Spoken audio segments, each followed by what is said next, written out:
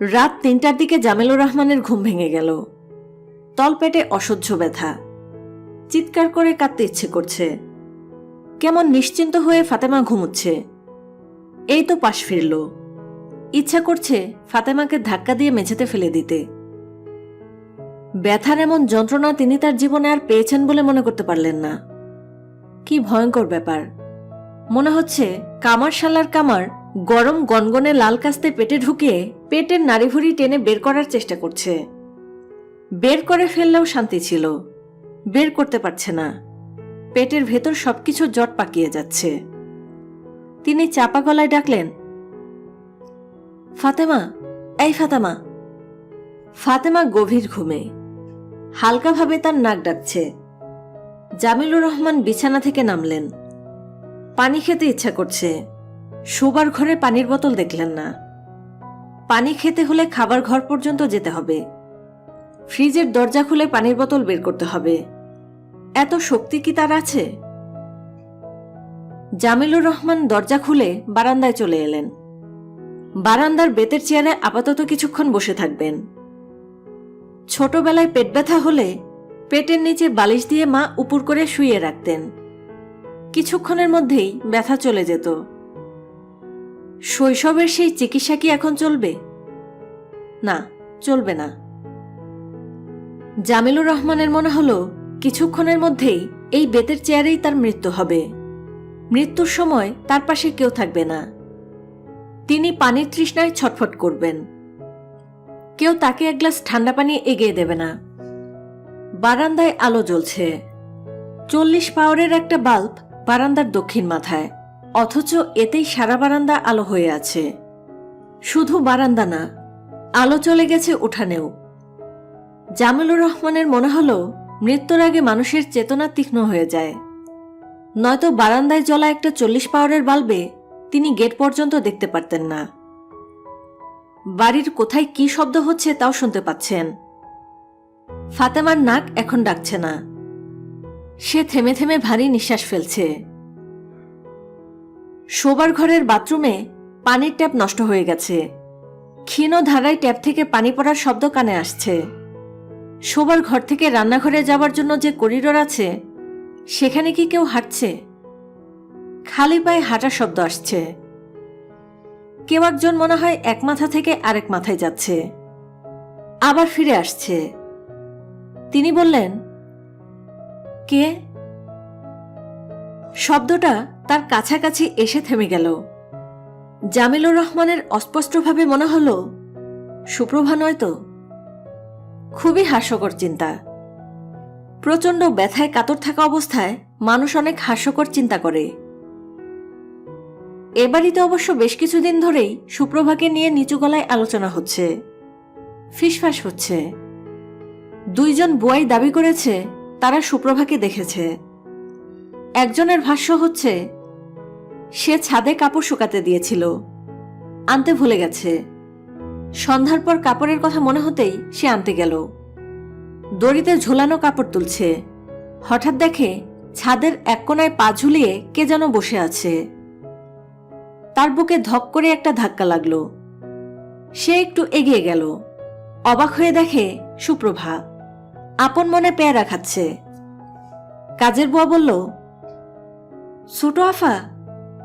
সুপ্রভা তার দিকে তাকালো। তার পরপরই পেয়ারা ছাদে ছুঁড়ে ফেলে বাতাসে মিলিয়ে গেল। বানানো গল্প। বেশি বয়সের বুয়ারা প্রায়ই বাড়িতে এই জাতীয় গল্প বানায়। কেন বানায় কে জানে। জামিলুর রহমান ভেবেছিলেন বুয়াকে ডেকে কঠিন ধমক দেবেন। তার আগেই আরেকজন ঘোষণা করল সেও ছোট আপাকে দেখেছে। সিঁড়িতে চুপচাপ বসেছিল। তাকে দেখেই সিঁড়ি দিয়ে উপরে উঠে গেল। ফাতেমাও এক রাতে শোবার সময় গলা নিচু করে বলল, কোনো বড় মৌলানা এনে দোয়া পড়াইলে হয় না? জামিলুর রহমান বিরক্ত গলায় বললেন, কেন? ওই যে সুপ্রভাকে সবাই দেখছে, আমিও একবার দেখেছি। তুমি কখন দেখলে? রাতে হঠাৎ ঘুম ভেঙে দেখি মশারির পাশ দিয়ে হাঁটছে, মাথা নিচু, দাঁত দিয়ে নখ কাটতে কাটতে হাঁটছে। জামিলুর রহমান বিরক্ত গলায় বললেন, কেন মিথ্যা কথা বলছো? ফাতেমা বিড়বিড় করে বললেন, মিথ্যা বলছি না, শুধু শুধু মিথ্যা বলবো কেন? আমার মিথ্যা বলার দরকারটা কি? জামিলুর রহমান বললেন, সামান্য আরশোলা দেখলে তুমি চিৎকার করে বাড়ি মাথায় তোলো, এত বড় একটা ঘটনা ঘটার পর তুমি কিছুই করলে না, চিৎকার না কিছু না। আমি পাশে ঘুমিয়ে আছি, আমাকেও ডেকে তুললে না। ফাতেমা বললেন, তুমি সারাদিন পরিশ্রম করে এসে ঘুমাও, এই জন্য তোমাকে ডাকিনি। জামিলুর রহমান রাগী গলায় বললেন, আজে বাজে মিথ্যা আমার সঙ্গে বলবে না। মৃত একটা মেয়েকে নিয়ে এসব আজে বাজে কথা চালু করছো। ভাগ্যিস সুরাইয়া এখানে নেই, সে থাকলে কিরকম মনে কষ্ট পেত। প্রায় 4 মাস হলো সুরাইয়া চলে গেছেন। জুলাই মাসের 7 তারিখে গিয়েছেন। এখন নভেম্বর মাস, শীত পড়তে শুরু করেছে। সুরাইয়া তার ছেলেকে নিয়ে ঝিকাতলায় ফ্ল্যাট ভাড়া করে থাকেন। একদিকে ভালোই হয়েছে, সুরাইয়া ভালো আছে, নিজের সংসার নিয়ে ব্যস্ত। প্রবল শোক ভুলে থাকতে পারছে, এটা মন্দ কি? এইভাবে চলতে চলতে সুরাইয়া যদি স্বাভাবিক হয়, তাহলে এর চেয়ে ভালো ব্যাপার আর কি হতে পারে? এ বাড়িতে থাকলে সুপ্রভা সম্পর্কে আজগুবি সব গল্প সুরাইয়ার কানে যেত, মাথা আরো খারাপ হয়ে যেত। করিডোরে আবারও পায়ের শব্দ। এখন মনে হচ্ছে স্যান্ডেল পরে কে যেন হাঁটছে, ছোট ছোট করে নিঃশ্বাস ফেলছে। সেই নিঃশ্বাসের শব্দও আসছে। ব্যাপারটা কি? জামিলুর রহমান চেয়ার ছেড়ে উঠে দাঁড়ালেন। পেটের ব্যথাটা এখন একটু কম লাগছে, নাকি মাথায় অন্য চিন্তা ঘুরছে বলে ব্যথা টের পাচ্ছেন না। তিনি খাবার ঘরে ঢুকলেন। করিডোরের বাতি জ্বালিয়ে রান্নাঘর পর্যন্ত গেলেন। কেউ নেই। রান্নাঘরে 2 জন বুয়া কাঁথা বিছিয়ে ঘুমোচ্ছে। তাদের নিঃশ্বাসের শব্দই হয়তো শুনেছেন। এই বাড়িতে বুয়াদের জন্য আলাদা ঘর আছে, তারপরেও তারা কেন জানি রান্নাঘরে ঘুমায়। তিনি ফ্রিজ খুলে ঠান্ডা পানির বোতল থেকে পানি খেলেন। ঠান্ডা পানি খেলেই তার সুপ্রভার কথা মনে হয়। শুধুমাত্র এই মেয়েটার জন্যই তিনি অফিসে ফ্রিজ কিনেছিলেন। মেয়েটা যখন তখন অফিসে এসে ফ্রিজ খুলে কোক খেত। তার জন্য কেনা 5টা কোকের ক্যান এখনো ফ্রিজে আছে। মাঝে মাঝে সুপ্রভার জন্য তার বুক হু হু করে। তিনি অফিসের ফ্রিজ খুলে কোকের ক্যানগুলোর দিকে তাকিয়ে থাকেন। তার চোখ ঝাপসা হয়ে আসে। যত বয়স বাড়ছে মন তত দুর্বল হচ্ছে। চোখ ঝাপসা রোগ হয়েছে, যখন তখন চোখ ঝাপসা হয়ে আসছে। ঠান্ডা পানি খেতে খেতেও তার চোখ ঝাপসা হলো। তিনি কি মনে করে যেন ছাদের দিকে রওনা হলেন। এই পৃথিবীতে অনেক অবিশ্বাস্য ঘটনা ঘটে। তার জীবনে কোনোদিন অবিশ্বাস্য কোনো ঘটনা ঘটেনি। তাই বলে যে কোনোদিন ঘটবে না তা তো না। হয়তো তার জীবনেও অবিশ্বাস্য কোনো ঘটনা ঘটবে, হয়তো আজ রাতেই ঘটবে। তিনি ছাদে উঠে দেখবেন ছাদে পা ঝুলিয়ে সুপ্রভা বসে আছে। তিনি কোমল গলায় ডাকবেন, সুপ্রভা। সুপ্রভা তার দিকে তাকিয়ে হাসবে। তিনি বলবেন, কেমন আছিস রে মা? সুপ্রভা বলবে, তুমি কেমন আছো বড় মামা? তিনি বলবেন, আমি ভালো আছি। সুপ্রভা রাগী রাগী গলায় বলবে, তুমি মোটেও ভালো নেই, তোমার পেটে ব্যথা হচ্ছে। এরকম ব্যথা নিয়ে তুমি ছাদে এলে কেন? মামা, তোমার কি কাণ্ডজ্ঞান নেই? তখন জামিলুর রহমান বলবেন, তোকে দেখতে এসেছি রে মা। আমাকে কিভাবে দেখবে? আমি তো মরে গেছি। মা, কেন এই কাণ্ডটা করলি? ভুল করে ফেলেছি মামা। মানুষ ভুল করে না? ভুল করে বলেই তো সে মানুষ। শুধু শুদ্ধ করলে কি সে মানুষ হয়? সে হতো রোবট। জামিলুর রহমান ছাদে ওঠার ঠিক আগে আগে থমকে গেলেন। ছাদে হাঁটতে হাঁটতে কে যেন গান গাইছে। নিশুতি রাতে ছাদে গান করবে কে? সুপ্রভার গলা না? হ্যাঁ, সুপ্রভার গলা তো বটেই। মিষ্টি রিনরিনে বিষাদময় গলা। ব্যাপারটা কি? জামিলুর রহমানের নিঃশ্বাস বন্ধ হয়ে এলো। তার মনে হলো তিনি মাথা ঘুরে এক্ষুনি পড়ে যাবেন। আসলে সুপ্রভা গান গাইছে। গানের কথাগুলো স্পষ্ট না। টানা সুরের গান বলে কথা স্পষ্ট হচ্ছে না। ফুলে ফুলে এই দুটা শব্দ শুধু পরিষ্কার। জামিলুর রহমান ছাদে পা রাখলেন। সুপ্রভা বলে ডাকতে গিয়ে থমকে গেলেন।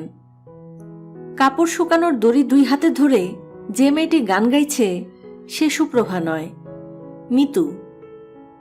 ছাদে গান গাইছে মিতু।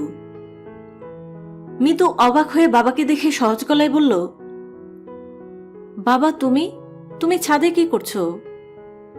জামিলুর রহমান বিস্মিত হয়ে বললেন, রাত ৩টার সময় তুই বা কি করছিস? মিতু বলল, বাবা আমি তো ছাদেই থাকি। ছাদে থাকিস মানে? ছাদে কোথায় থাকিস? চিলে কোঠার ঘরটায়। হঠাৎ ঘুম ভেঙে গেছে তাই হাঁটাহাঁটি করছি। হাঁটাহাঁটি কোথায়? তুই তো গান করছিলি। করছিলাম। চিলে কোঠার ঘরে কবে থেকে থাকিস? অনেকদিন থেকেই থাকি, সবাই জানে। তুমি বাড়ির কোনো খবর রাখো না বলে তুমি জানো না। একা একা ছাদে থাকিস? আশ্চর্য কাণ্ড। ভয় লাগে না? ভয় লাগবে কেন? ভয় লাগার কি আছে? এই যে তুমি হঠাৎ এসে উপস্থিত হলে, আমি কি তোমাকে দেখে ভয় পেয়েছি? জামিলুর রহমানের পেটের ব্যথাটা আবার শুরু হয়েছে। এখন মনে হচ্ছে তিনি আর দাঁড়িয়ে থাকতে পারবেন না। খোলা ছাদেই শুয়ে পড়তে হবে। মিতু বলল, কি হয়েছে বাবা, তুমি এরকম করছো কেন? জামিলুর রহমান বললেন, তলপেটে প্রচন্ড ব্যথা হচ্ছে, দাঁড়িয়ে থাকতে পারছি না। মিতু ছুটে এসে বাবার হাত ধরল। চিন্তিত গলায় বলল, তোমার শরীর তো কাঁপছে বাবা, এসো আমার ঘরে এসে বিছানায় শুয়ে থাকো। জামিলুর রহমান বললেন, পানি খাবো। মিতু বলল, তোমাকে পানি এনে দিচ্ছি, তুমি এখানে আসো তো। জামিলুর রহমান মিতুর ঘরে শুয়ে আছেন। এক চিলতের ছোট্ট অদ্ভুত একটা ঘর। মুখের কাছে গ্রামের রেল স্টেশনের টিকিট ঘরের মতো ছোট্ট জানালা। সেই জানালার হাওয়া এসে শুধু মুখের উপর পড়ছে। ভালো লাগছে। মিতুর চিলেকোঠার এই ঘরটা এমন মজার তিনি জানতেনই না।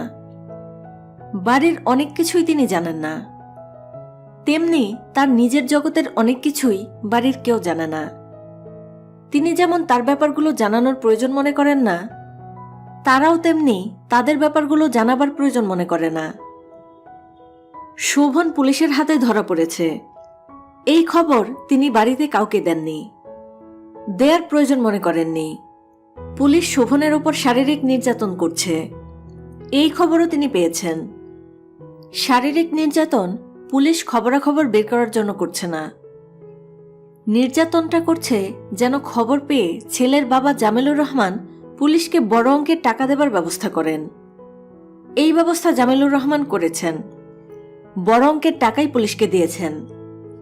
মার বন্ধ হয়েছে। ওসি সাহেব এই সুসংবাদ নিজে এসে দিয়ে গেছেন। সিগারেট টানতে টানতে বলেছেন,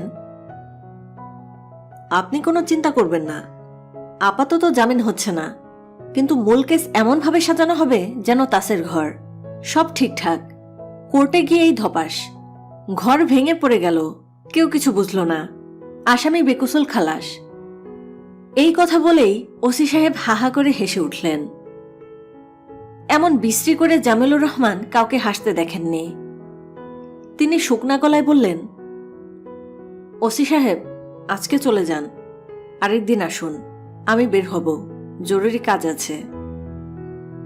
ওসি সাহেব বললেন, এক কাপ চা খেয়ে তারপর যাই, আপনার এখানে চাটা ভালো করে। জামিলুর রহমান চা দিতে বললেন। একজন মানুষের সামনে মুখ সেলাই করে মূর্তির মতো বসে থাকা যায় না, টুকটাক কথা বলতে হয়। তিনি কি বলবেন ভেবে পাচ্ছেন না। ওসি সাহেব বললেন, দেশের ইয়াং ছেলেপুলেরা যে কোন দিকে যাচ্ছে ভাবলে গা শিউরে ওঠে। আমার 3 মেয়ে, ছেলে নেই। আমার স্ত্রীর এই নিয়ে আফসোস আছে। আমি তাকে বললাম, শাহানা, তুমি আল্লাহর কাছে শুকর করো যে তোমার ছেলে নেই। জামিলুর রহমান বললেন, হলে তো আপনাদের ভালো।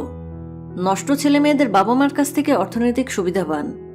অনেক বাবা মায়ের সঙ্গেই নিশ্চয়ই আপনাদের মাসকাবারি বন্দোবস্ত আছে, আছে না? খুবই কঠিন কথা। এই কঠিন কথা শুনেও ওসি সাহেব হাসছেন, যেন মজার রসিকতা শুনে বিমলানন্দ পেলেন। তিনি আরাম করে চা খেলেন, চায়ের খুব প্রশংসাও করলেন। চায়ের পাতা কোন দোকান থেকে কেনা হয় সেটা জানতে চাইলেন। ক্লোন চা নাকি ডাস্ট চা তাও জিজ্ঞেস করলেন।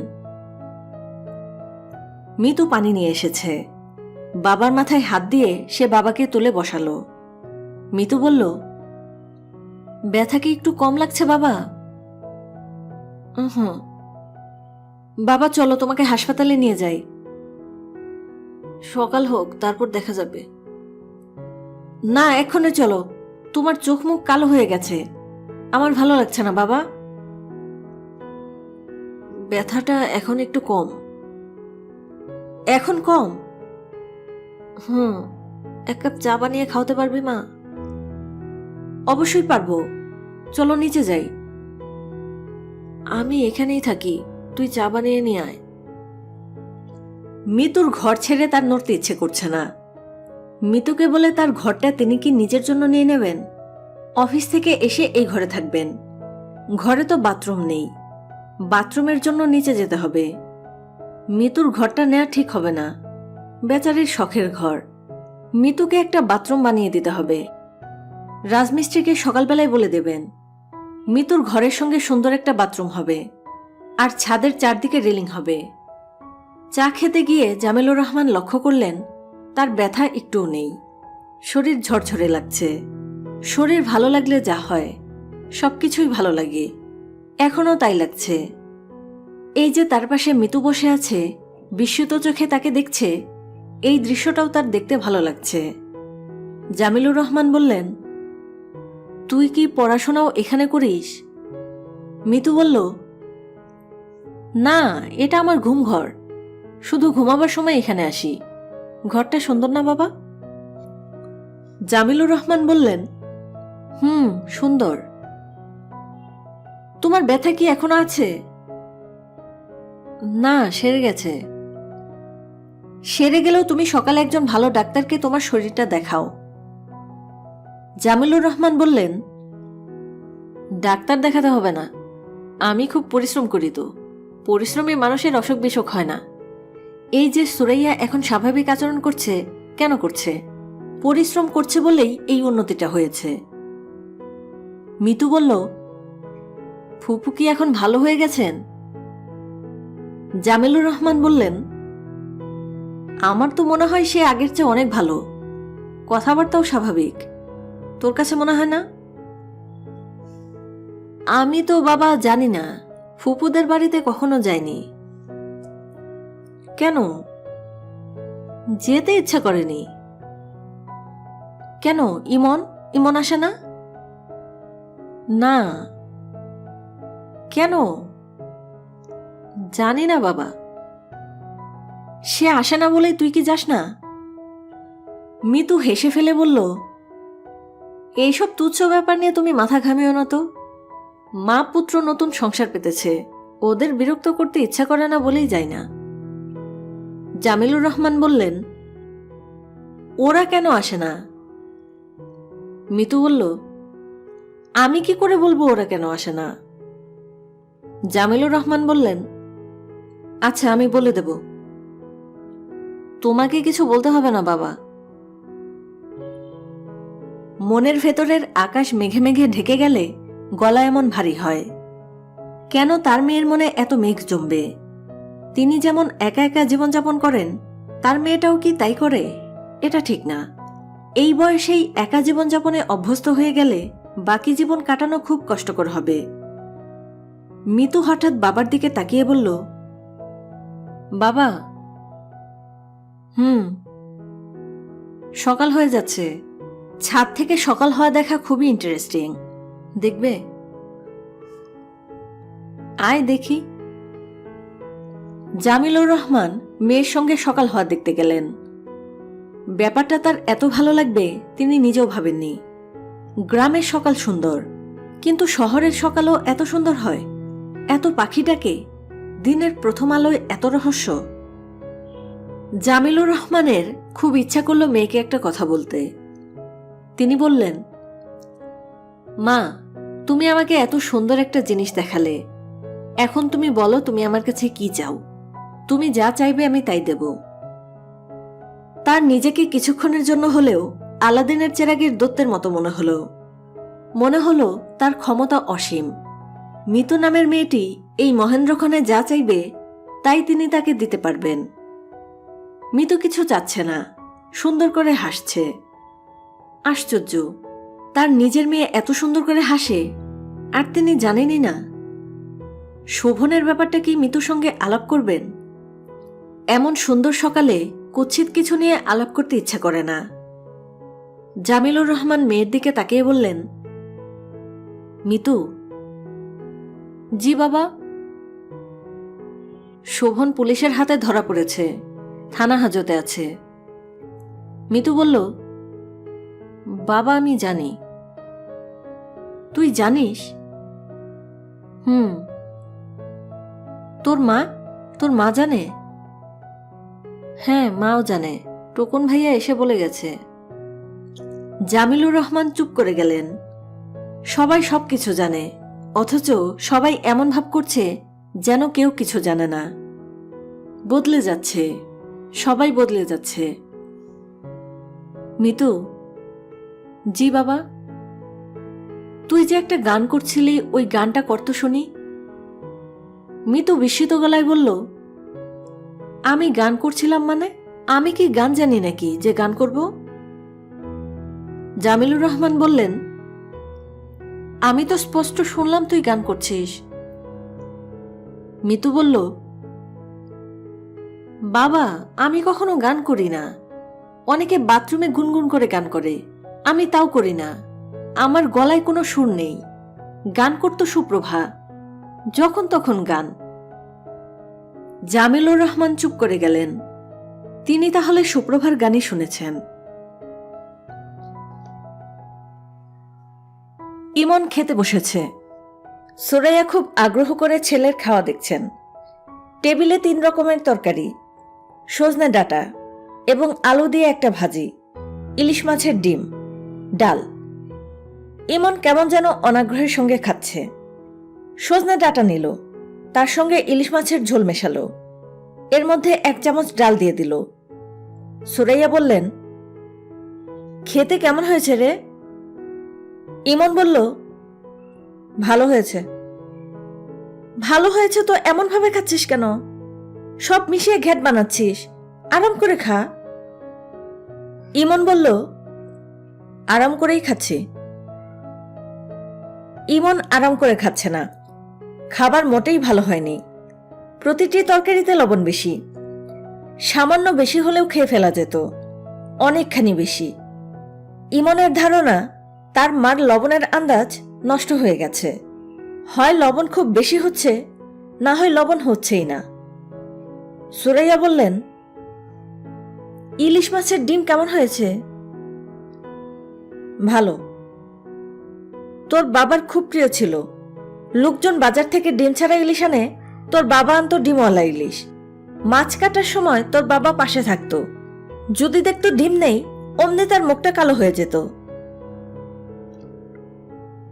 ইমন গল্প শুনে যাচ্ছে, হ্যাঁ হো কিছুই করছে না।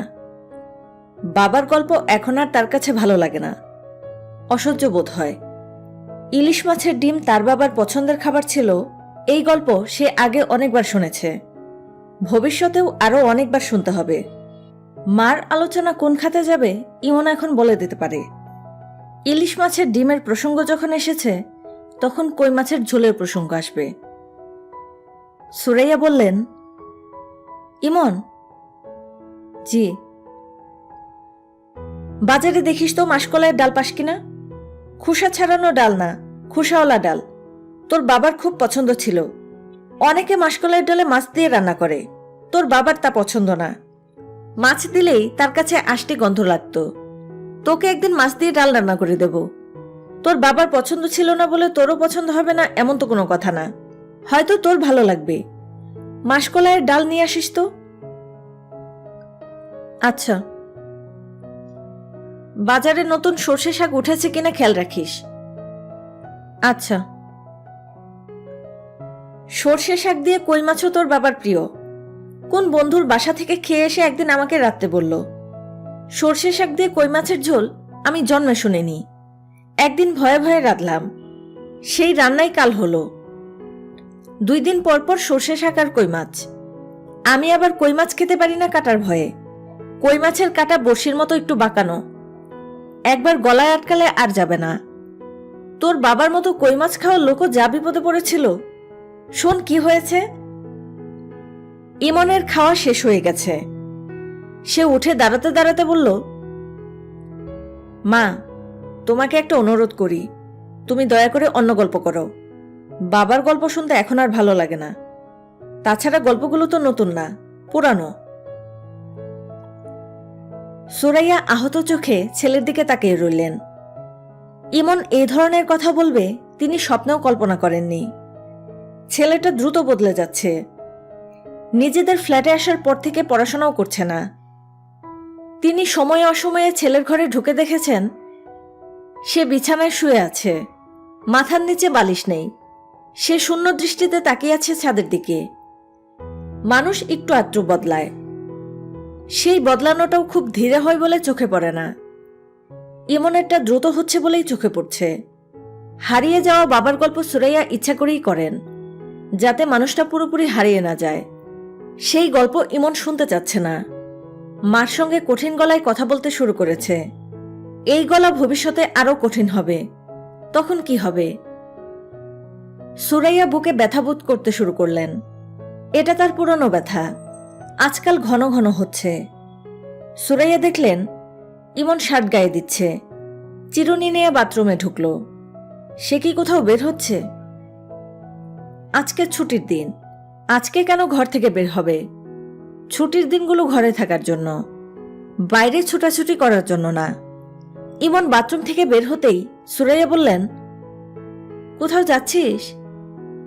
ইমন বলল, হ্যাঁ। কোথায় যাচ্ছিস? কাজ আছে মা। কাজটা কি? ইমন বলল, এত জেরা করার তো কিছু নেই। সুরাইয়া বললেন, জেরা করছি না, কোথায় যাচ্ছিস জানতে চাচ্ছি। আমি জানতেও পারবো না? না। তোর সমস্যাটা কি? আমার কোনো সমস্যা নেই মা, সমস্যা তোমার। তুমি খুব বিরক্ত করো, মাঝে মাঝে অসহ্য লাগে। সুরাইয়া বললেন, কোথায় যাচ্ছিস জানতে চাওয়াটা কি বিরক্ত করা? হ্যাঁ, বিরক্ত করা। সুরাইয়া বললেন, আর কিভাবে বিরক্ত করি? রাতে তুমি 50 বার আমাকে দেখতে আসো, এটাও বিরক্তিকর। সুরাইয়া বললেন, দরজা বন্ধ করে তুই শুয়ে পড়িস, তোকে 50 বার দেখতে আসবো কিভাবে? ইমন বলল, দরজা বন্ধ করলেও তো তোমার হাত থেকে নিস্তার নেই। তুমি একটু পর পর দরজার ফুটো দিয়ে তাকাবে। আমি এতদিন কিছু বলিনি, আজ বললাম। আমার ভালো লাগে না। সুরাইয়া বললেন, তুই মশারি ঠিকমতো ফেলেছিস কিনা এটা দেখার জন্য ফুটো দিয়ে তাকাই। দয়া করে আর তাকাবে না। সুরাইয়া থমথমে গলায় বললেন, আমাকে আর কি কি করতে হবে একসঙ্গে বলে দে। চেষ্টা করব তুই যা চাস সেই রকম করতে, যদি না পারি চলে যাব। ইমন বলল, কোথায় চলে যাবে? সেটা তোর জানার বিষয় না। তুই কোথায় যাস সেটা যেমন আমার জানার বিষয় না, আমি কোথায় যাই সেটাও তোর জানার বিষয় না। ইমনের জবাব দিল না। সহজ স্বাভাবিক ভঙ্গিতেই বের হয়ে গেল, যেন কিছুই হয়নি। সুরাইয়ার বুকের ব্যথার সঙ্গে সঙ্গে শ্বাসকষ্টও শুরু হলো।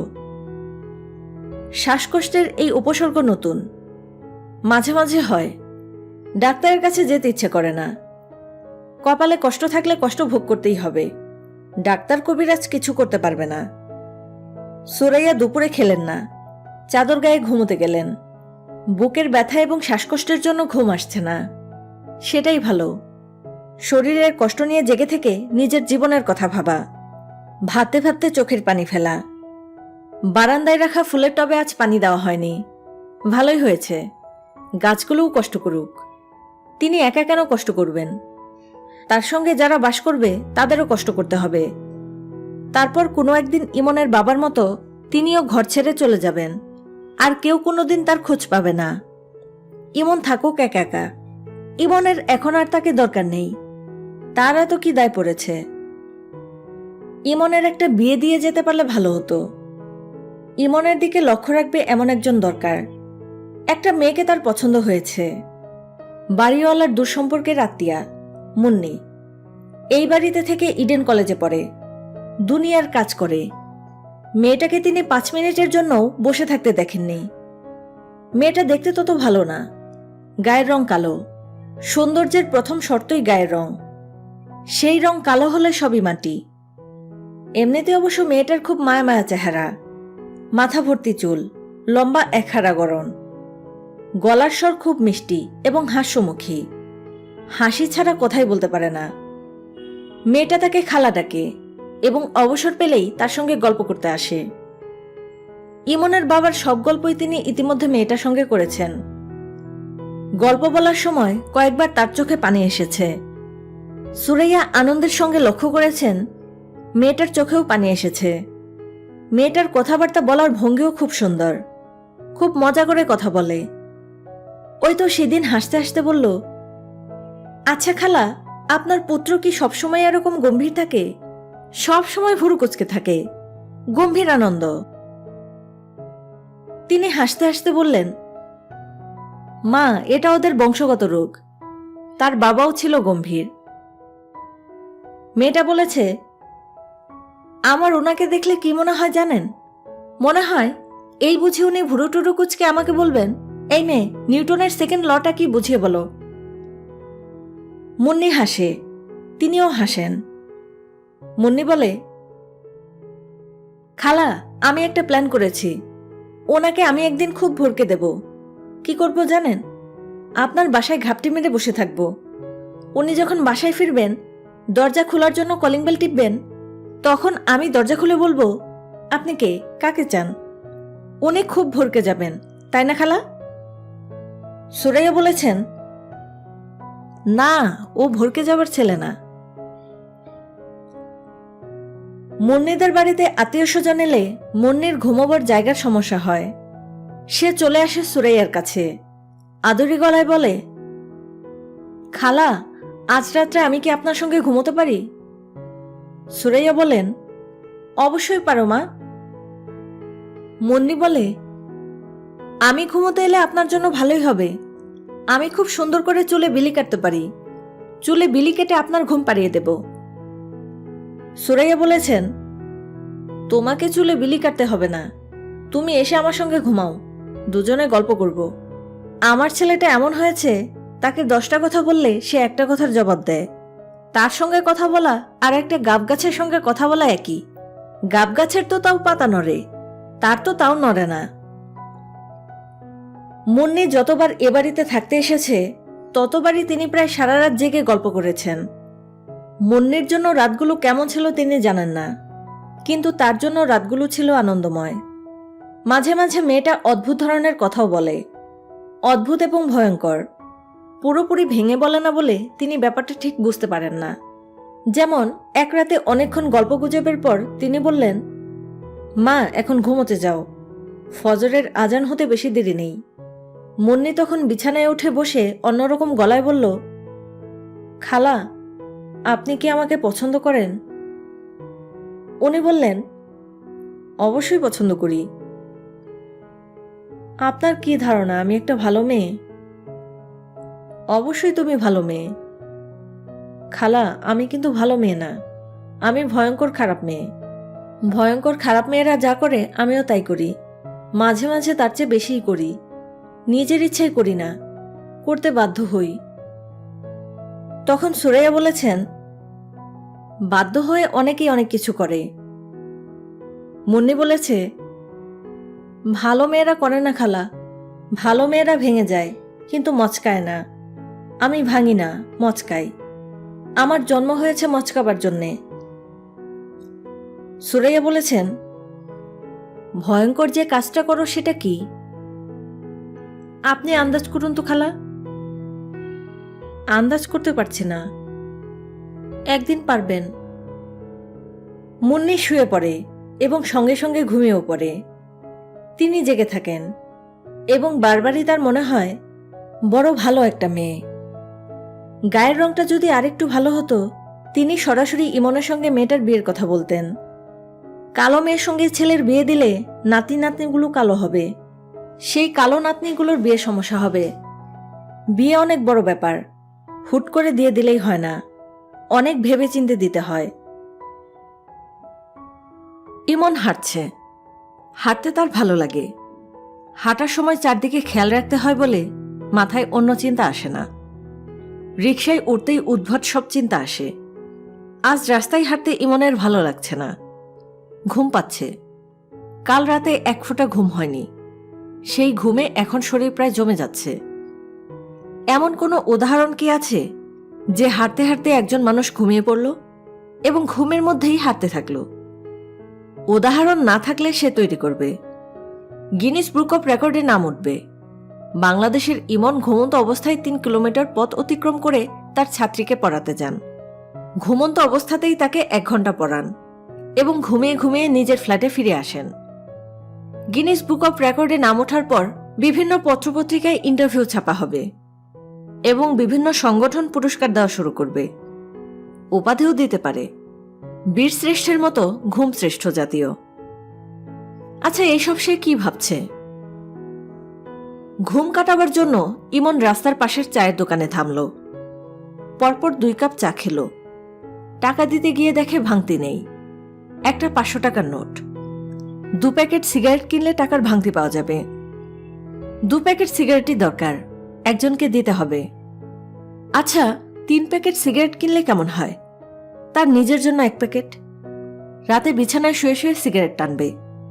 মা হঠাৎ ঘরে ঢুকে আতঙ্কিত গলায় বলবেন, কি করছিস? সে বলবে, সিগারেট খাচ্ছি মা। বিছানায় আছোয়া হয়ে সিগারেট খেতে খেতে গল্পের বই পড়তে নিশ্চয়ই খুব ভালো লাগবে। নবনীদের ঘর ভর্তি গল্পের বই। আজ ফেরার পথে নবনীর কাছ থেকে কিছু গল্পের বই চেয়ে নিয়ে আসতে হবে। বই ধার চাইলেই সে আহ্লাদি ধরনের কোনো একটা কথা বলবে। নবনী সহজভাবে কোনো কথা বলতে পারে না।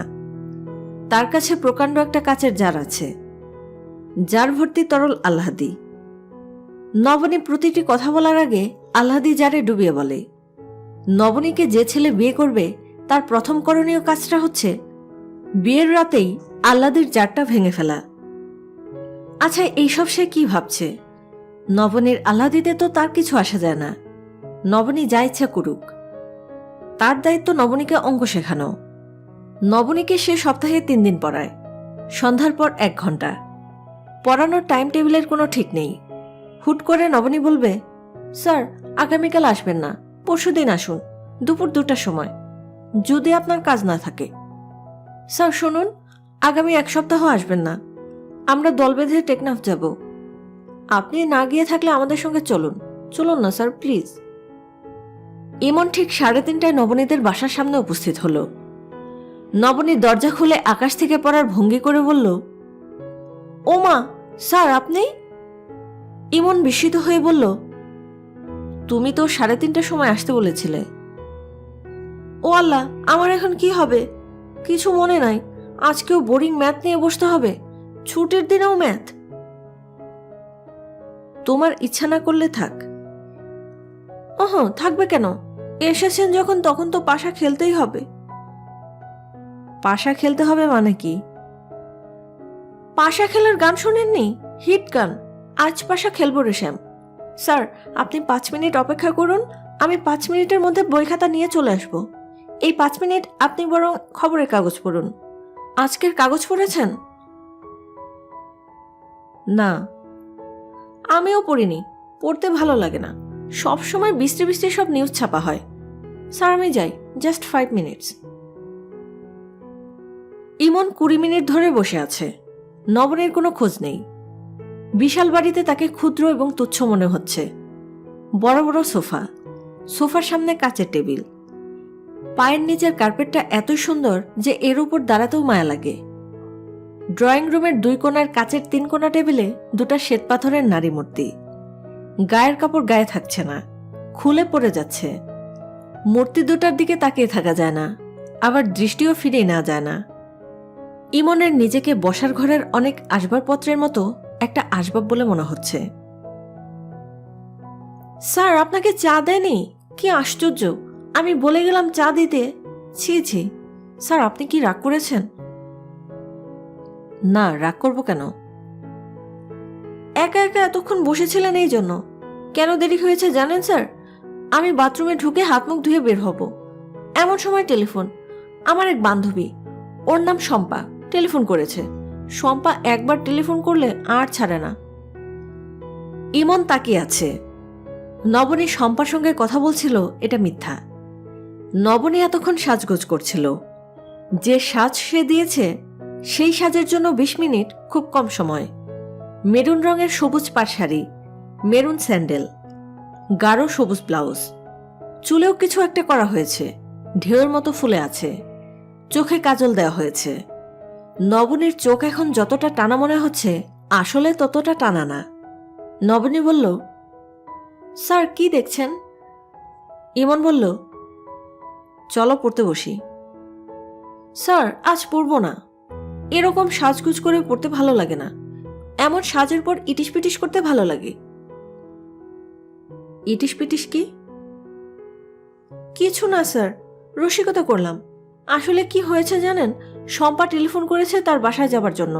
তার বড় বোনকে পরপক্ষের লোকজন দেখতে আসবে, এই উপলক্ষে অনুষ্ঠান। আমাকে যেতে বলেছে, এই জন্যই সেজেছি। ইমন বলল, তাহলে তুমি যাও, আমি সোমবারে আসব। সেখানে যাব সন্ধ্যাবেলা 6:30। এখন তো না, আপনি একদিন গল্প করুন। সব দিন অঙ্ক করতে হবে এমন কোনো কথা আছে? All work and no play make Jack a dull boy, এই কথাটা আমার বাবা সব সময় বলেন। আমি যখন 5-6-এ পড়তাম তখন খুব ভিডিও গেম খেলার শখ ছিল। বাবা তখন নিয়ম করে দিয়েছিলেন 1 ঘন্টা পড়লে 1 ঘন্টা ভিডিও গেম খেলতে পারবো। কাজেই আজ আমি আপনার সঙ্গে গল্প করব। একটু বসুন, আপনার জন্য চা নিয়ে আসি। নবনী পট ভর্তি করে চা নিয়ে এলো। একটা বাটিতে পায়েস, একটা বাটিতে হালুয়া জাতীয় কিছু, অন্য একটা প্লেটে আলুর চপ। স্যার এই যে খাবারগুলি দেখছেন সব আমার বানানো। আজ সারাদিন কষ্ট করে বানিয়েছি, আপনাকে খাওয়াবো এই জন্য। ইমন বিরক্ত মুখে বলল, আমি যে আসবো সেটাই তো তুমি ভুলে গিয়েছিলে। না ভুলে যাইনি তো, আমার খুব মনে আছে। আপনাকে মিথ্যা করে বলেছি ভুলে গেছি। স্যার খেয়ে দেখুন তো কেমন হয়েছে। যেটা দেখতে আলু ভর্তার মতো সেটা কিন্তু আসলে আলু ভর্তা না, বুটের ডালের হালুয়া। ইমন হালুয়া মুখে দিল। জিনিসটা দেখতে অখাদ্য হলেও খেতে ভালো হয়েছে। নবনী বলল, স্যার আপনার জন্য সামান্য গিফট কিনেছি, যাবার সময় নিয়ে যাবেন। ইমন বলল, গিফট কি জন্য? স্যার আজ আপনার জন্মদিন। কে বলল তোমাকে? মিতু আপা বলেছেন। অনেক আগে মিতু আপার কাছ থেকে আমি আপনার বার্থডে জেনে নিয়েছি। Sir happy birthday. ইমন গম্ভীর গলায় বলল, থ্যাংক ইউ। স্যার আপনি এমন সবসময় গম্ভীর হয়ে থাকেন, প্লিজ আজ জন্মদিনের দিন গম্ভীর হয়ে থাকবেন না। পায়েসটা খান, পায়েসটা খুব ভালো হয়েছে, কাওয়ানের চালের পায়েস। ইমন পায়েসের বাটি হাতে নিল। আজকে তার জন্মদিন ঠিকই, তারিখ তার নিজেরই মনে ছিল না। ইমন বলল, পায়েস কি তুমি বানিয়েছ? হ্যাঁ, পায়েস বানানো আমি আজই শিখেছি। মাকে বললাম পায়েস বানানো শিখিয়ে দাও, মা শিখিয়ে দিল। পাশে দাঁড়িয়ে দাঁড়িয়ে ইনস্ট্রাকশন দিল, আমি রাঁধলাম।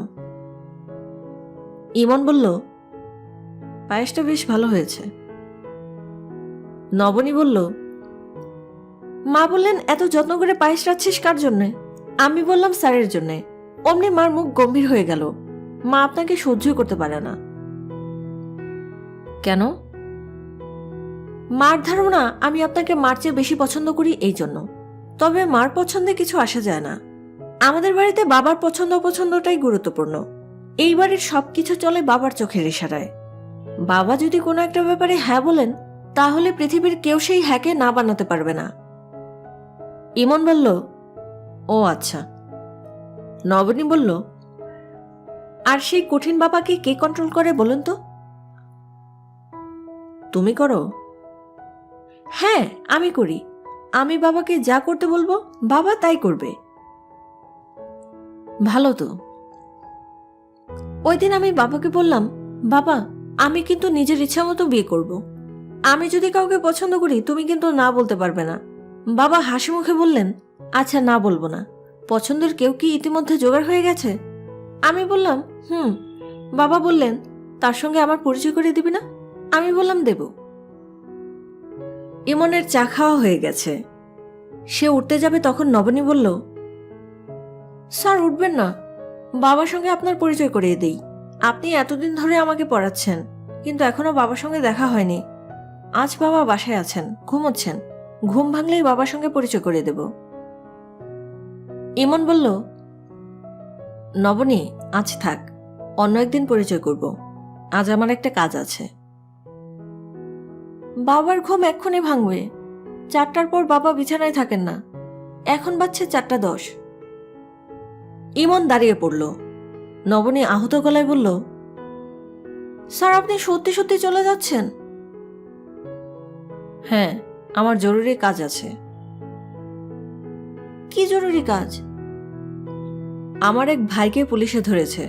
সে থানা হাজতে আছে, তার সঙ্গে দেখা করব। আপনার ভাই থানা হাজতে? উনি কি করেছেন? অনেক কিছু করেছে। পুলিশের অ্যাডিশনাল ইন্সপেক্টর জেনারেল আমার মেজো মামা, উনাকে বলবো? না, তাকে কিছু বলতে হবে না। আপনার গিফটটা নিয়ে যান। আরেকদিন এসে নিয়ে যাব। গিফট হাতে নিয়ে হাজতে যাওয়া যায় না, তাই না? স্যার আসুন, আপনাকে একটা গাড়ি দিয়ে দেই, গাড়ি নিয়ে যাবেন। গাড়ি লাগবে না। ইমন ঘর থেকে বের হলো। নবনীর চোখ সঙ্গে সঙ্গে পানিতে ভর্তি হয়ে গেল। সে যে তার স্যারের জন্য এই প্রথম চোখের পানি ফেলল তা না, প্রায়ই ফেলে। প্রতি রাতেই ঘুমোতে যাবার সময় সে বালিশে মুখ গুজে কিছুক্ষণ কাঁদে। হাজতে গাদাগাদি ভিড়। এক কোনায় শোভন গুটিসুটি মেরে শুয়ে আছে। তার চুল লম্বা, মুখ ভর্তি দাড়িগোফের জঙ্গল, চোখ লাল হয়ে আছে। জিন্সের প্যান্টের সঙ্গে কটকট হলুদ রঙের উইন্ডব্রেকারে তাকে অদ্ভুত দেখাচ্ছে। ইমন হাজতের দরজার সামনে দাঁড়িয়ে এদিক ওদিক তাকাচ্ছে। শোভনকে চিনতে পারছে না। তাকে বিস্মিত করে জঙ্গলা মুখের এক যুবক বলল, ইমন সিগারেট এনেছিস? আমি যে এখানে খবর কার কাছে পেয়েছিস? টোকন ভাইয়ের কাছে। ও তোকে টাকা পয়সা দেয়নি? 500 টাকার একটা নোট দিয়েছে। মাত্র 500? বলিস কি? আমার দরকার হাজার হাজার টাকা। ওরা কি তোমাকে মেরেছে? প্রথম 2 দিন ধুলাই দিয়েছে, এখন ধুলাই বন্ধ। শোভন আনন্দিত মুখে সিগারেট ধরালো। পা নাচিয়ে বলল, তোর মুখ এত শুকনা কেন? তোর প্রবলেম কি? ইমন বলল, কোনো প্রবলেম নেই। ফুপু ভালো আছেন? ঘর সংসার নিয়ে ব্যস্ত আছে, এটা ভালো। তোর পরীক্ষা কবে?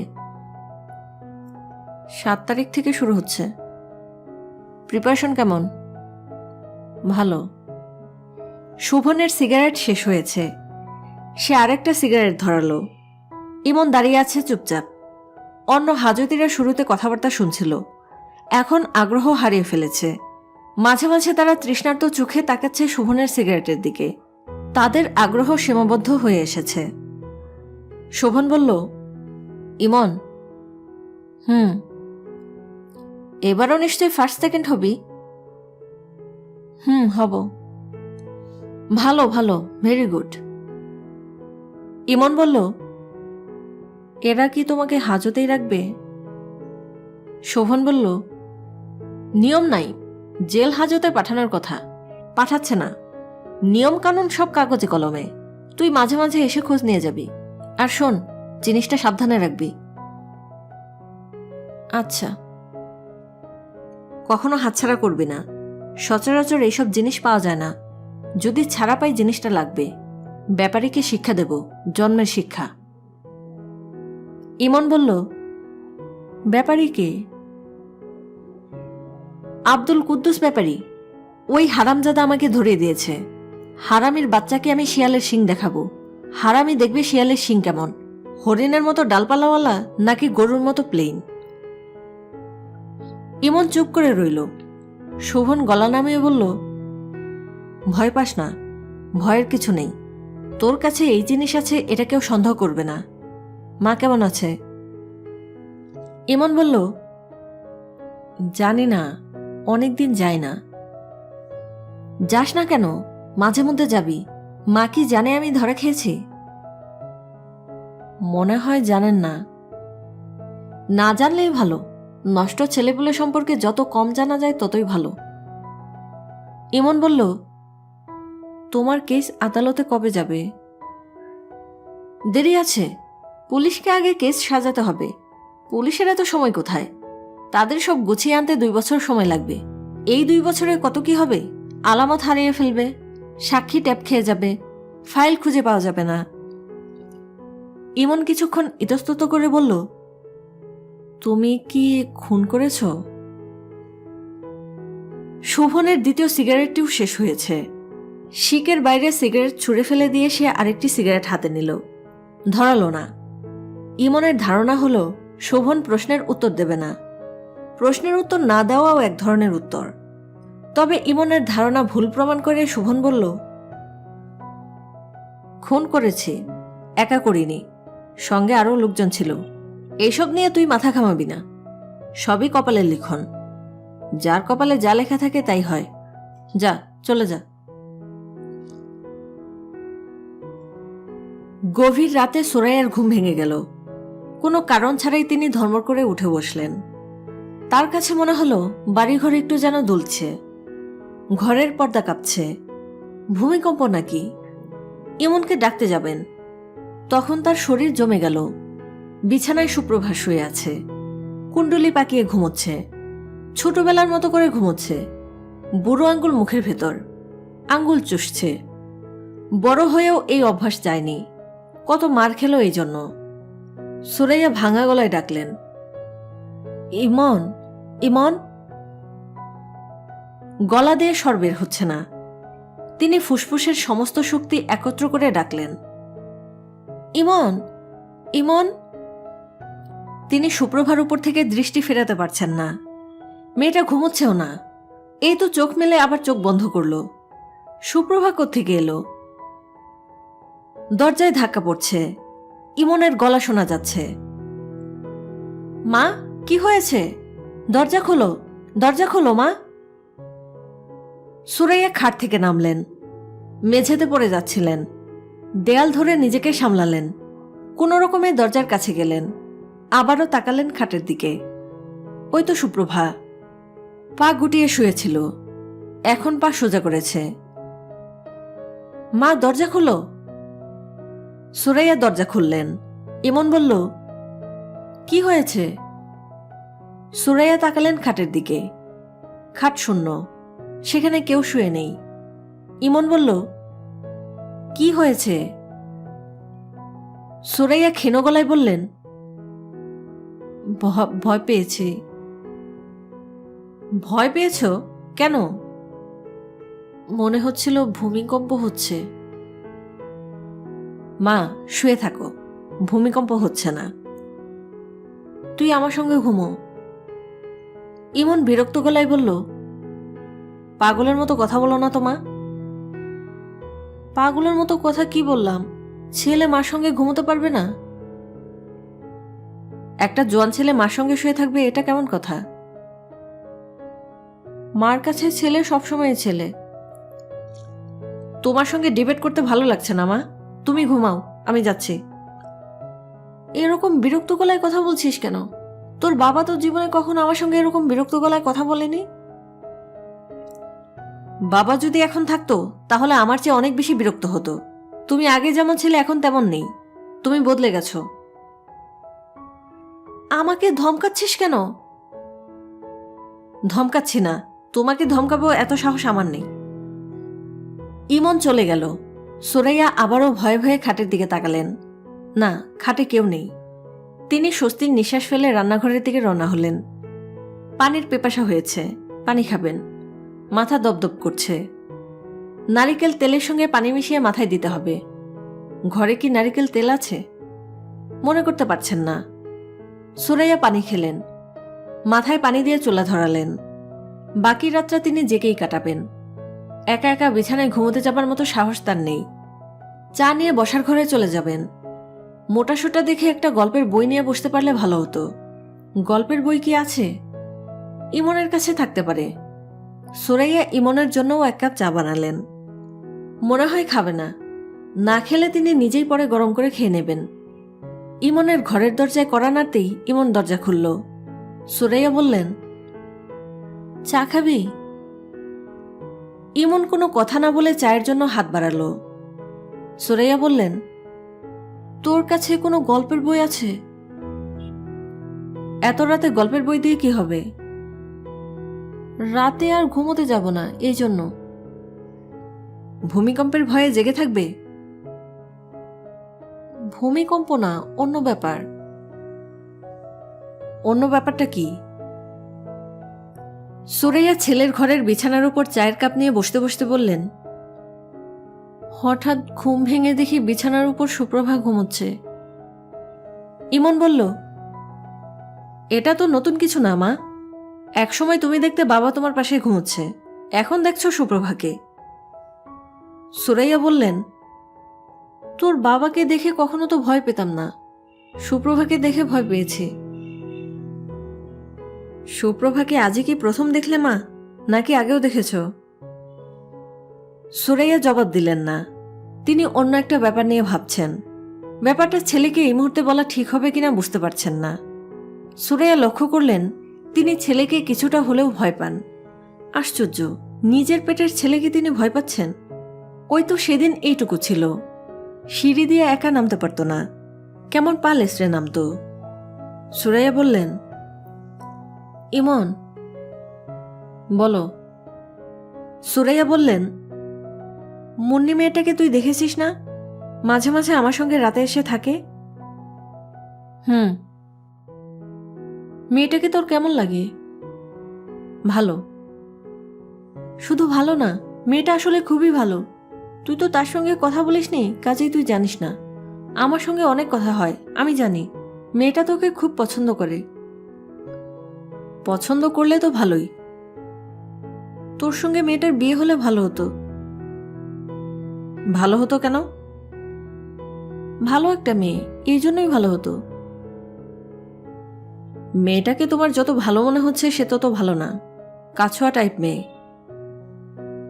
কাছুয়া টাইপ মেয়ে মানে? মানে তুমি বুঝবে না মা, বাদ দাও।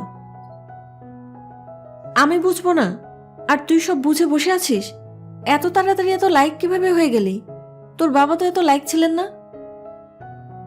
কথায় কথায় বাবার প্রসঙ্গ টানবে না তো মা। বাবার সঙ্গে আমার তুলনা করবে না। বাবা ছিল বাবার মতো, আমি আমার মতো। তোর বাবার কথা উঠলেই তুই আমার রেগে যাস কি জন্যে? আমি ব্যাপারটা আগেও লক্ষ্য করেছি। তুই তো তাকে সহ্যই করতে পারিস না। ইমন বলল, আমি তাকে সহ্য করতে পারি বা না পারি তাতে তো তার কিছু যাচ্ছে আসছে না। তুমি কেন রাগ করছো?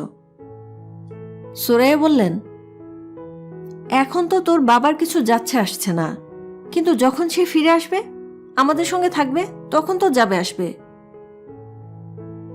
বাবা আমাদের সঙ্গে থাকবে? হ্যাঁ, সে যাবে কোথায়? ইমন চায়ের কাপ নামিয়ে রেখে বলল, তোমার এখনো ধারণা বাবা ফিরে আসবেন? অবশ্যই আসবেন। আমি আলাদা বাসা নিয়েছি কি জন্যে? তোর বাবার জন্যে। ও, আমি চেষ্টা করছি তোর বাবা চলে যাবার সময় যে বাড়িতে ছিল সেই বাড়ি ভাড়া নিতে। বাড়িওয়ালাকে বলে রেখেছি, ঘর খালি হলেই তিনি আমাকে খবর দেবেন। ঠিক আছে মা, তোমার যা ইচ্ছা করো। মুন্নি মেয়েটার ব্যাপারে তুই একটু ভেবে দেখ। মা, আমার ঘুম পাচ্ছে, আমি ঘুমাবো। আর শোনো, বাবা আর ফিরে আসবে না। অবশ্যই ফিরবে, তাকে ফিরতেই হবে। ইমন বলল, আচ্ছা ঠিক আছে।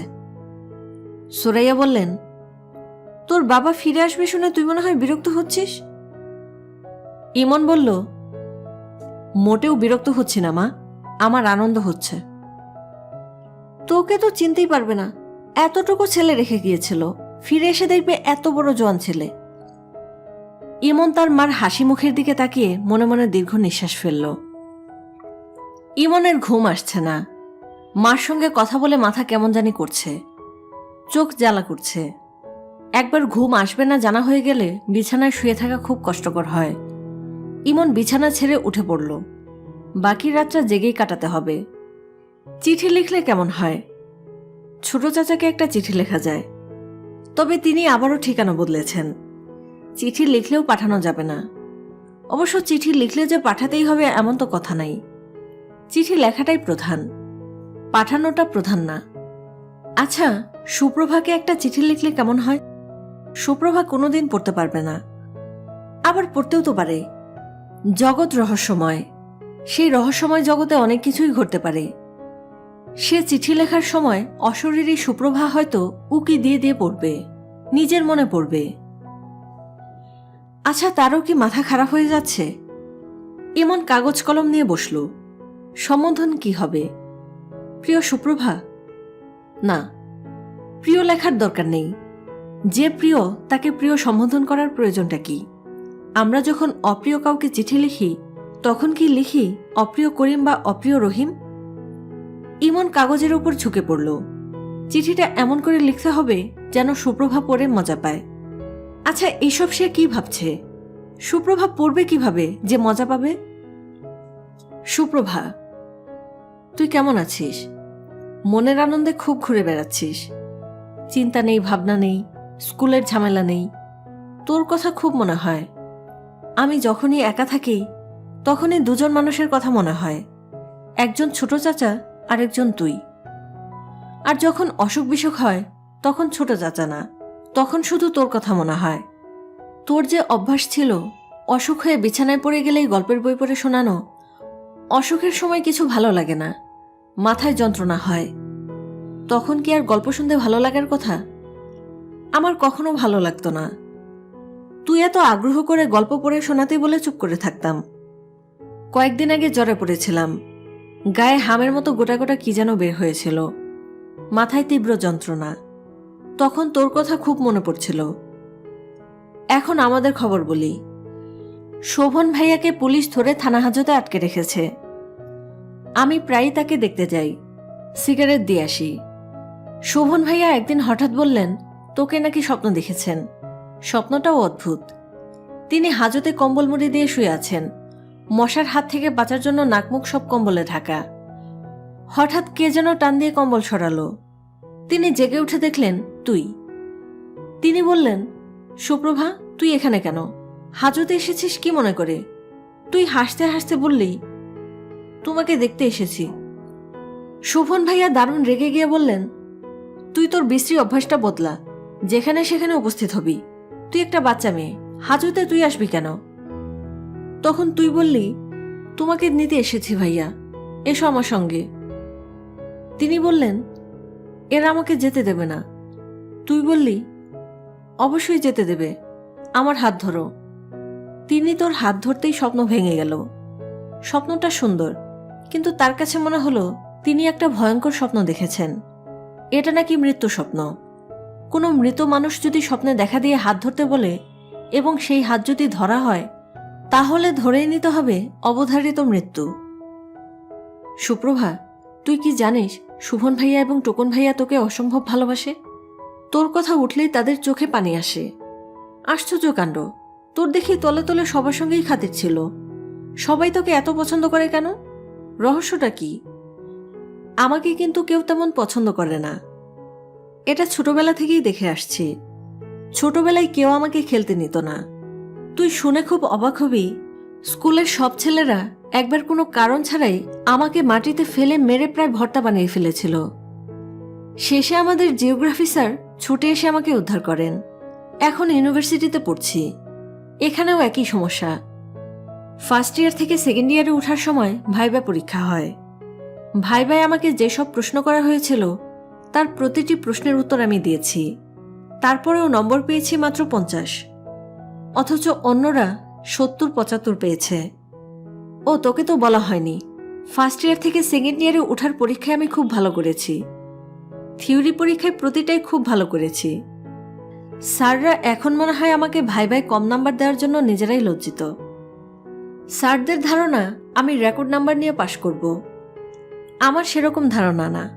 আমার মনে হচ্ছে শেষ পর্যন্ত পরীক্ষা দেব না। আমার কিছুই ভালো লাগে না। প্রায়ই ইচ্ছা করে সব ছেড়ে ছুড়ে বাবার মতো কোথাও চলে যাই, এমন কোথাও যেখানে কেউ আমাকে খুঁজে পাবে না, কেউ আমাকে চিনবে না, আমিও কাউকে চিনব না। আমার কথাবার্তা কি তোর কাছে এলোমেলো লাগছে? আমার মাথা খানিকটা এলোমেলো হয়ে গেছে ঠিকই। প্রায়ই দুঃস্বপ্ন দেখি। দুঃস্বপ্নগুলির মধ্যেও কোনো ভেরিয়েশন নেই, একই দুঃস্বপ্ন। খালি গায়ে শুয়ে আছি, হঠাৎ গায়ের উপর দিয়ে কুৎসিত একটা মাকড়সা হেঁটে যেতে শুরু করলো। আমি বিকট চিৎকার দিয়ে মাকড়সাটা হাত দিয়ে ঝেড়ে ফেলতে চেষ্টা করলাম, পারলাম না। সে আঙ্গুল কামড় দিয়ে ঝুলে রইল। আমার কি ধারণা জানিস? আমার ধারণা, আমি যদি সত্যি সত্যি পাগল হয়ে যাই তাহলে আমার ভ্রমণ হবে মাকড়সাময়। আমার চারদিকে কিলবিল করবে অসংখ্য মাকড়সা। আমাকে যে খাবার দেওয়া হবে সে খাবার খেতে গিয়ে দেখব মাকড়সার ঝোল আলু এবং শিম দিয়ে রান্না করা হয়েছে। এইসব কি লিখছি? আমার গা ঘিনঘিন করছে। মার কথা তো তোকে বলা হয়নি। মা ভালো আছে, খুব ভালো না, মোটামুটি ভালো। মা এখন কিছুটা আমাকে ভয় পায়। এটা একটা বিরাট ঘটনা, তাই না? তার এখনো ধারণা যেদিন আমার বিয়ে হবে সেদিন বাবা ফিরে আসবেন, তার অপেক্ষার শেষ হবে। তিনি আমার জন্য মনে মনে একটা পাত্রীও ঠিক করে ফেলেছেন। মেয়েটার নাম মুন্নি।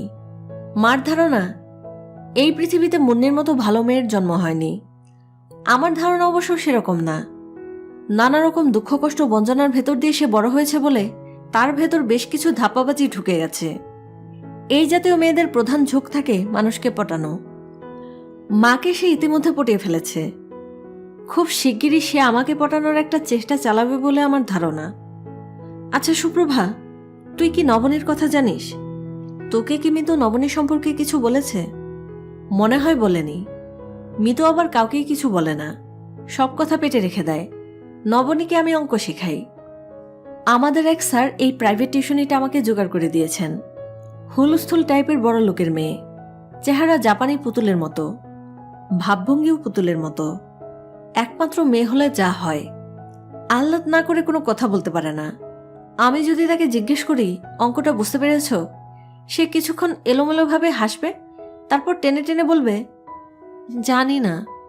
আমি যদি বলি আবার বুঝিয়ে দেব, সে আগের মতো টেনে টেনে বলবে ইচ্ছে হলে বোঝাতে পারেন, ইচ্ছা না হলে নাই। ছাত্রী হিসাবে অত্যন্ত বিরক্তিকর। নবনী টাইপ মেয়েরা কি করে জানিস? তারা পরিচিত অর্ধপরিচিত সব ছেলের সঙ্গেই প্রেম প্রেম ভাব নিয়ে কথা বলে। এরকম করতে করতে অভ্যাস হয়ে যায়। তখন এই কাণ্ডটা সবার সঙ্গেই করে। বর্তমানে আমার সঙ্গে করছে। জন্মদিনে উপহার কিনে দিচ্ছে। আমি খুবই বিব্রত বোধ করছি। মেয়েটা সম্ভবত তার বাবা মাকেও আমার বিষয়ে কিছু বলেছে, কারণ কয়েকদিন আগে মেয়েটির বাবা আমার সঙ্গে অনেক কথা বললেন। দেশের বাড়ি কোথায়, কয় ভাই বোন, এইসব। শেষটাই বললেন তারা সিলেটে বেড়াতে যাবেন। আমি যদি না যেয়ে থাকি তাহলে যেন তাদের সঙ্গে যাই। আমার অবস্থাটা কি বুঝতে পারছিস? নবনীদের বাড়িতে যাওয়া আমি ছেড়ে দিয়েছি, তবে খুব ভয়ে ভয়ে আছি। কবে না জানি খুঁজে খুঁজে আমার বাসায় উপস্থিত হয়। আমার পড়াশোনার কথা তোকে চিঠির শুরুতে একভাবে লিখেছিলাম, এখন অন্যভাবে বলি। তোর মৃত্যুর পর থেকে আমি পড়াশোনা করতে পারছি না। কেন জানি পড়তে ভালো লাগে না, ঘরে থাকতেও ভালো লাগে না। 3টা ক্লাস অ্যাসাইনমেন্ট জমা দেইনি। নিয়মিত যে ক্লাসে যাচ্ছি তাও না। ঘরে যখন থাকি বিছানায় শুয়ে থাকি, বাইরে যখন থাকি রাস্তায় রাস্তায় হাঁটি। এর নাম হন্টন সিনড্রোম। রাস্তায় যখন হাঁটি তখন আমার গায়ে থাকে চাদর। এখন শীতকাল, কাজেই চাদর থাকতেই পারে। চাদরের নিচে প্যান্টের পকেটে ভয়াবহ একটা বস্তু থাকে। এই ভয়াবহ বস্তুটা আমাকে লুকিয়ে রাখতে হয়। এই ভয়াবহ বস্তুটা আমাকে লুকিয়ে রাখতে দিয়েছেন শোভন ভাইয়া। আমি লুকিয়েই রাখি। হঠাৎ হঠাৎ পকেটে নিয়ে বের হই। তখন খুব অন্যরকম লাগে। পৃথিবীটাকে নিজের পায়ের নিচে মনে হয়। এমনিতেই পৃথিবী আমাদের পায়ের নিচে, যদিও তা কখনো মনে হয় না। ওই বস্তুটা পকেটে থাকলেই শুধু মনে হয়। এবং কি ইচ্ছা করে জানিস? ইচ্ছা করে আশেপাশের সব দুষ্ট লোক মেরে ফেলি। এখন তুই কি বুঝতে পারছিস বস্তুটা কি? যা ভাবছিস তাই। পিস্তল। পিস্তলের নামধাম তো জানি না, তবে পিস্তলের গায়ে রাশিয়ান ভাষায় কি সব লেখা দেখে মনে হচ্ছে রাশিয়ার তৈরি। জিনিসটা ছোট্ট এবং সুন্দর, হাতের মুঠোর মধ্যে আটে। ধরার বাটটা রূপালি, মনে হয় রূপার তৈরি। বাটে সুন্দর সুন্দর ছবি, গাছ, লতাপাতা, ফুল, এইসব। সেদিন কি হলো শোন। কাকরাইলের দিকে যাচ্ছি, হঠাৎ দেখি 3টা ছেলে, আমার মতো বয়সী, আধা বুড়ো এক রিক্সাওয়ালাকে কিল চর ঘুষি মারছে। রিক্সাওয়ালা নাকি তাদের সঙ্গে কি বেদবি করেছে। রিক্সাওয়ালার নাক দিয়ে রক্ত পড়ছে, মুখ দিয়ে রক্ত পড়ছে। অনেক লোকজন গোল হয়ে দাঁড়িয়ে মারের দৃশ্য দেখছে, কেউ কিছু বলছে না। এক পর্যায়ে রিক্সাওয়ালার লুঙ্গি খুলে পড়ে গেল। লুঙ্গি টেনে শরীরে জড়ানোর মতো শক্তি তার নেই। নগ্ন একজন মানুষ মার খাচ্ছে, কুৎসিত দৃশ্য। আমি দাঁড়িয়ে আছি, আমার প্যান্টের পকেটে লতাপাতা ফুল আঁকা পিস্তল, অথচ আমি কিছুই বলছি না। আমি কি খুব সহজেই বলতে পারতাম না যথেষ্ট হয়েছে, এখন সব বন্ধ? তোমরা 3জন কানে ধরে 10 বার উঠবস করো এবং বুড়ো মানুষটার কাছে ক্ষমা প্রার্থনা করো। আমি কিছুই করলাম না, মাথা নিচু করে চলে এসেছি। সুপ্রভা শোন, মা যেমন রাতে ঘুমায় না, আমিও ঘুমাই না। মা জেগে থাকে তার ঘরে, আমি জেগে থাকি আমার ঘরে। মার জেগে থাকার তাও একটা অর্থ আছে। তিনি অপেক্ষা করেন। মার অপেক্ষা বাবার জন্য।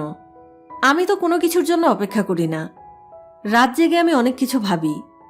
সেই অনেক ভাবনার একটা হলো, মানুষের বেঁচে থাকার জন্য অপেক্ষা নামের ব্যাপারটির খুব প্রয়োজন। অপেক্ষা হচ্ছে মানুষের বেঁচে থাকার টনিক। মার শরীরের যে অবস্থা, তাতে তার বেঁচে থাকার কথা না। তারপরও আমার ধারণা তিনি দীর্ঘদিন বেঁচে থাকবেন, কারণ তিনি অপেক্ষা করছেন। বড় মামা বেশি দিন বাঁচবেন না, কারণ তিনি এখন আর কোনো কিছুর জন্য অপেক্ষা করছেন না। ইমন লেখা বন্ধ করল। ফজরের আজান হচ্ছে।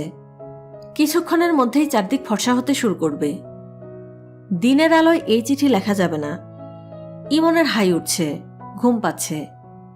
কিছুদিন হলো ঠিক ফজরের আজানের পর তার ঘুম আসে। ইমন লেখা কাগজগুলি হাতে নিয়ে এখন কুচি কুচি করে ছিঁড়ছে। তাকে দেখে মনে হচ্ছে এখন তার চেষ্টা কত ছোট কাগজের কুচি করা যায় সেটা দেখা। কাগজের কুচিগুলিকে এখন দেখাচ্ছে জুঁই ফুলের মতো। সারা ঘরময় ছড়িয়ে তার উপর দিয়ে হাঁটতে হবে, কুসুমে কুসুমে চরণ চিহ্ন।